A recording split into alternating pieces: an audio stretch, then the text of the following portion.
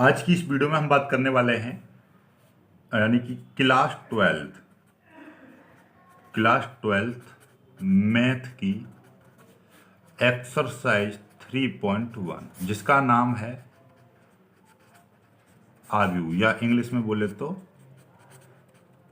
Matrix. ये matrix क्या होती है इसके बारे में हम सारी जानकारी करेंगे। ओके, तो ये देखिएगा, पहले समझते हैं मैट्रिक्स यानी कि आपका आरयू बेसिकली होता क्या है। आरयू के बारे में हम जान लेते हैं। आरयू एक प्रकार का, हम छोटी सी बात में लिखेंगे ए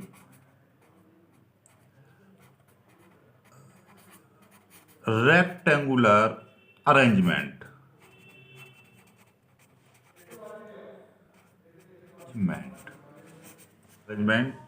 ऑफ एलिमेंट्स, और लिख सकते हो यहां पे सेट्स, और लिख सकते हो कोई भी थिंग्स एक्सेट्रा, बहुत सारी चीजें हैं। ठीक है, जैसे कि अब आपको मैं थोड़ा सा बताने का प्रयास करूंगा।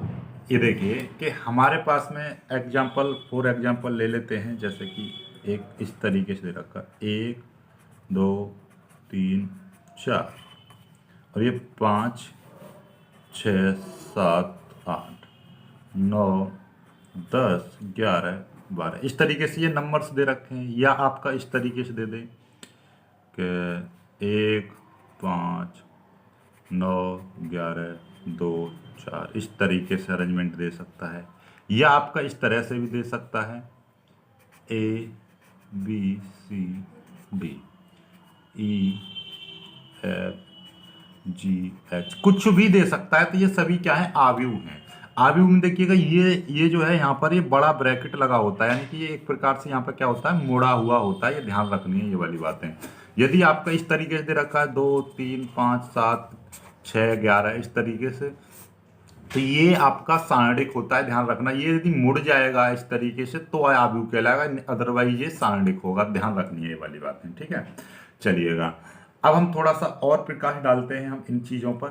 क्या है कि अब इसमें कुछ इंपोर्टेंट है। ये आव्यूह की परिभाषा नहीं पूछेगा आपसे सवाल में, बोर्ड में आपसे पूछेगा कुछ चीजें हैं, जैसे आव्यूह में हम क्या क्या चीज निकालते हैं।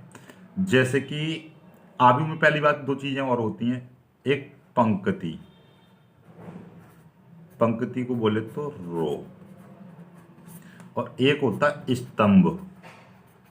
स्तंभ जिसको बोलते हैं हम कॉलम। ठीक है, तो ये क्या होता है, ये देखेंगे हम। रो देखिए, जैसे कि आपको पता है, ये मैंने लिखा हुआ है ये वाला 1 2 3 4 5 6 7 8 9 10 11 12, इस तरीके से लिखा हुआ है। तो ये देखिएगा आपको यहाँ से ये जो चीज़ है, ये वाली, ये पूरी की पूरी एक लाइन जो दिखाई दे रही है, ये आपकी क्या कहलाएगी, रो कहलाएगी। ठीक है, एक और देख लीजिए, जिसको नहीं समझ में आ रहा वो ये देख लीजिए, ये वाली जो लाइन है ये आपकी क्या है, ये रो है। ठीक है, एक ये नीचे वाली ये क्या है, रो है। तो अब नाम देंगे तो हम ये पहली रो बोलेंगे, ये दूसरी रो, ये तीसरी रो, इसी तरीके से आगे तक बढ़ती चली जाएंगी। ठीक है, अब आपके दिमाग में आ रहा होगा सर यहाँ में और भी हैं कुछ, और भी कुछ क्या, ये देखिएगा ये वाला इस तरीके से, यानी कि 1 5 यानी 1 5 9, इस तरह से आप देखोगे ऊपर नीचे। तो ये क्या है, ये आपका कॉलम है, यानी स्तंभ बोलते हैं ना घरों में कि ये कॉलम इस तरह से होना चाहिए खड़ा, जो खड़ी लाइन होगी वो कॉलम कहलाएगी। जैसे कि ये आपका क्या कहलाएगी, ये आपका कॉलम कहलाएगी, ये आपकी ये कॉलम कहलाएगी, ये भी आपका कॉलम कहलाएगा। तो ये कॉलम का नाम देंगे, तो ये कॉलम पहला, ये दूसरा, ये तीसरा, ये चौथा, इस तरह से हम छांट सकते हैं। समझ में आई बात, नहीं आई? तो ये देखिएगा 1 5 9 ये कॉलम है, 2 6 10 ये दूसरा कॉलम, 3 7 11 ये तीसरा कॉलम, 4 8 12 ये चौथा कॉलम। इस तरह से पढ़ेंगे 1 2 3 4, यानी कि 1 2 3 4, इनको हम इस तरह से लिख देंगे। तो ये क्या है, ये रो है इस तरह से, तो इसको रो 1 बोलेंगे। 5 6 7 11 ऐसे ही ये देखिएगा, इसमें ये दिखाई दे रहा है, ये आपका पहला कॉलम है, ये आपका दूसरा कॉलम है, ये पहला कॉलम, ये दूसरा कॉलम, ये तीसरा कॉलम, ये चौथा कॉलम। समझ में आ रही है बात? और यदि हम इस तरह से पढ़ने लगेंगे तो ये आपका इस तरह से ये क्या हो जाएगा, रो हो जाएगी, इस तरह से रो हो जाएगी। ठीक है, ये देख लीजिए यहाँ पे देखो, ये आपका कौन सी है, ये पहली रो। ठीक है, ऐसे ही ये वाला पढ़ेंगे तो ये आपका तीसरी रो, और दूसरी कहाँ है, दूसरी ये वाली है, ये बीच वाली जो है ये आपका दूसरी रो। कॉलम और रो समझ में आ गए? तो यही चीज आपका इन सवालों में पूछेगा, और इनसे ही हमें ऑपरेशन करने होते हैं। ऑपरेट लगा के हम क्या करते हैं, बहुत सारी चीजों को फाइंड आउट करते हैं, वो अभी हम सीखेंगे। ठीक है, तो आई होप कि ये कुछ सब कुछ समझ में आ गया होगा आपको। ठीक है, यहाँ से आपका रो को मैं शॉर्ट में आर से प्रदर्शित करूंगा और कॉलम को हम सी से प्रदर्शित करेंगे। ठीक है, तो आई होप कि ये चीज़ समझ में आ गई होगी। अब आगे बढ़ेंगे, स्क्रीनशॉट ले लीजिएगा इसका। ठीक है, चलिए आगे देख लेते हैं। आ गई। ठीक है, तो ये देखिएगा, अब मेरे पास में कोई एक चीज है, जैसे कि ये दे रखा है आपका 1 5 11 3 8 9, यह 12 15 17, इस तरह से। ठीक है, ये है। अब ये कोई एक आयु दे रखा है और आपसे इसमें पूछ लेगा, क्या क्या चीज पूछ सकता है सवाल में। सवाल एक चीज पूछेगा आपका, ये इसमें जो सवाल आपसे पूछता है वो मैं सारा कुछ पूछूंगा, बताऊंगा आपको आपके बोर्ड में किस तरीके से। आयु की कोटि क्या है, ठीक है। दूसरा इस तरीके के में क्या क्या चीज चले, अवयवों की संख्या,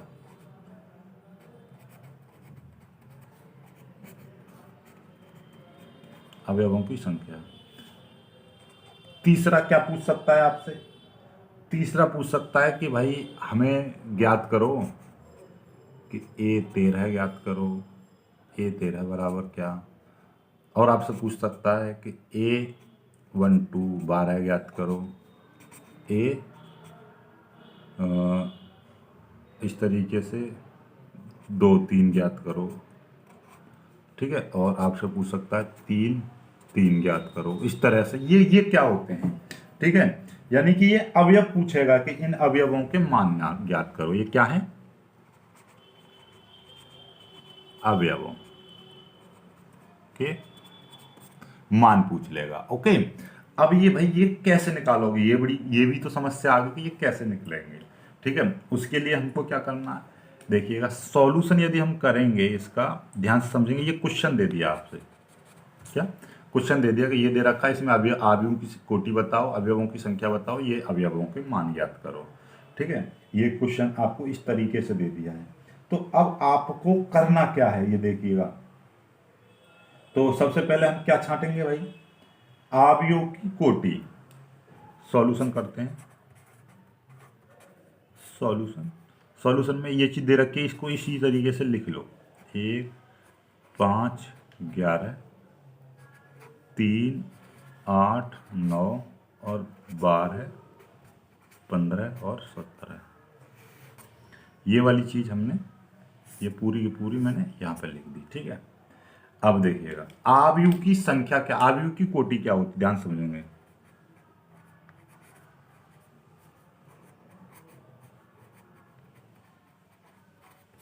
आयु की कोटि, देखिए कोटि का मतलब ये होता है कि R इंटू सी। क्या, R इंटू सी। R का मतलब क्या, रो कितनी है इसमें, रो देखिएगा, रो कितनी है, देखिए ये पूरी की पूरी एक रो थी। तो अब भाई इसमें पहले तो ये देखिए कितनी रो हैं। तो मैंने बताया एक रो तो ये हो गई, इस तरीके से देखो दिखाई दे रही है आपकी ये वाली R1। एक ये वाली रो है, ये वाली जो दिखाई दे रही है, ये वाली पूरी की पूरी ये होगी R2।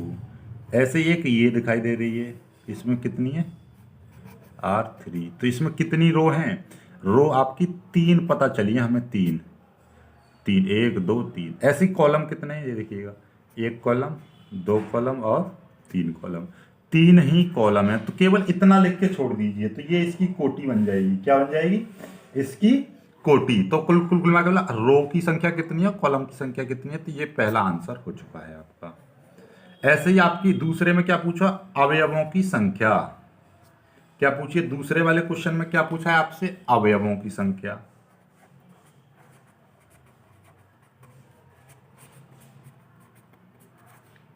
तो भैया कितने अवयव हैं हमें, 1 2 3 4 5 6 7 8 9, 9 हम तो वैसे गिन लिए, लेकिन गिनने की जरूरत नहीं है। कितनी रो हैं और कितने कॉलम हैं, इनकी गुणा कर दो, 3 तिया 9, 9 यही आपका आंसर, इतने ही आएंगे, ध्यान रखना। इसमें और होती, एक और बढ़ा देते तो अपने आप निकल जाती, ठीक है। अब ये तीसरा क्या है, A13 का मान निकालना है, कितना, A13। मतलब ये देखिएगा, ये पहले का मतलब क्या है, ये आपकी रो है और ये क्या होता है यहाँ पे कॉलम। पहली रो तीसरा कॉलम। पहली रो कौन सी है, पहली रो तो ये वाली है, देखो ये वाली, ये बताई थी ना, ये वाली पहली रो है, ये पूरा का पूरा। पहली रो में तीसरा कॉलम, पहली रो और तीसरा कॉलम, देखो पहली रो, एक कॉलम, दो कॉलम, तीसरा कॉलम, तो ये वाला 12, 12 इज योर आंसर, ठीक है। दूसरा समझो, ये 1 और 2 दे रखा है, मतलब पहली रो दूसरा कॉलम, पहली रो और दूसरा कॉलम।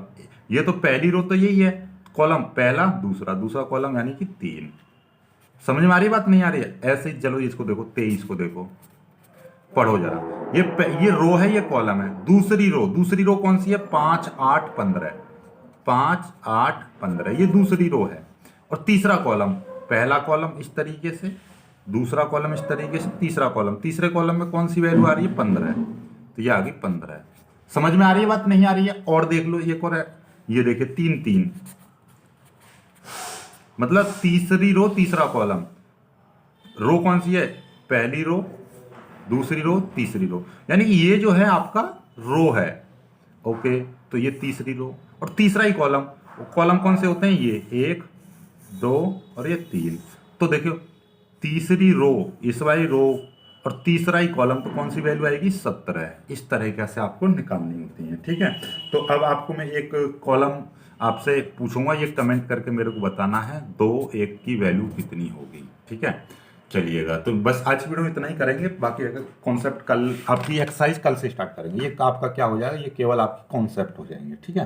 तो यही कॉन्सेप्ट करेंगे तो पहली एक्सरसाइज आपकी खत्म हो जाएगी, आप चेक करके देखोगे, करना जरा, ठीक है।